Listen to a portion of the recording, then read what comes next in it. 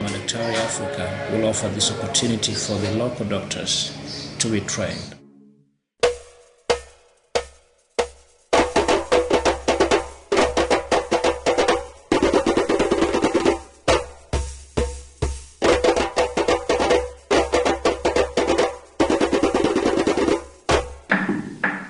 The idea started in my training. I was in this remote island in Fiji, just on vacation, and they heard that I was a doctor, and over the next few days I'd end up taking care of about 12 villagers on this island. And the thing I realized is when I left that they still didn't have anything. So when I went to hide them, I really actually noticed the same thing, just in a larger scale. Very few maps actually have Haidam on it. It's a 7-hour hard drive from Arusha, which is the nearest main city. People are carried on skin stretchers or are pushed in wheelbarrows or carried on bicycles to get to the nearest health facility. At Haidam, when I first got there, they had an old jiggly saw that had rusted and broken, and so I saw a villager with a wire saw that he was using to cut a tree limb with, and I bought that from him. We sterilized that, and that's what we used for the first couple of months. What I found is that you could do pretty much everything there with the equipment that was available.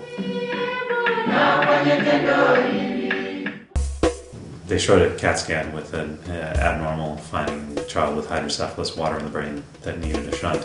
I turned to one of the Tanzanian medical officers. I said, "Dr. Maega, what do you want to do?" He said, "I don't know, I'm not a neurosurgeon." I said, "Well, that's true, but when I leave, you won't have a neurosurgeon, so why don't you learn over the next few months?"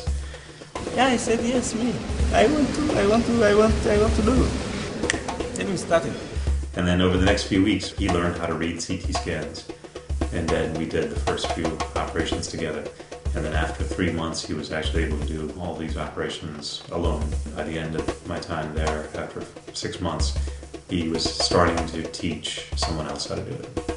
So long he has taught me the right ways, right procedure, follow the right pathways, I managed. He was doing basic neurosurgery for 2 years.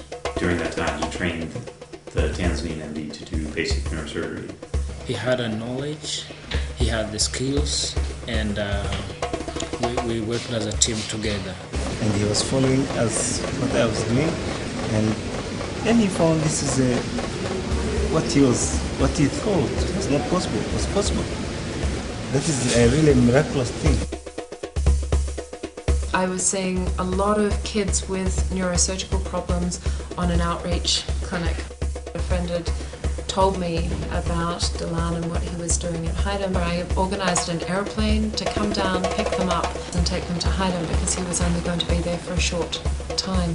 But he said to me, "Look, sure, I'm here and I can help you with these kids, but there is always someone here," because at that time Dr. Maega was there and working. From that point on, I was able then to keep on sending my kids with neurosurgical problems to Haidam. This child had this lump that was almost the size of his head sitting in front of the face. The tumor had completely destroyed the eye. The purpose of the operation at this point was to remove the main mass of the tumor and just to comfort the child. The sad truth is that there are many cases like this. Neurosurgery is just a pilot program, and this should be looked at not as creating neurosurgery in Tanzania, but rather as a model that can be applied to develop medical capability. It's train somebody, and then the next step is train them to train others. So it's doctors, nurses, anesthesiologists, radiologists, biomedical engineers. Our goal is that in 5 years, Tanzania will be independent of us. Over the last 2 years now, it's grown to involve 6 American universities, 2 in Europe, and not only Tanzania, but all of East Africa. It's in line with what Tanzania and the Ministry of Health there wants to do for the country. And I think that with a little bit of effort on our part, we can create the circumstances in developing countries where families, people can achieve what they want to do, whether it's professionally, personally, within the country. Show me their way.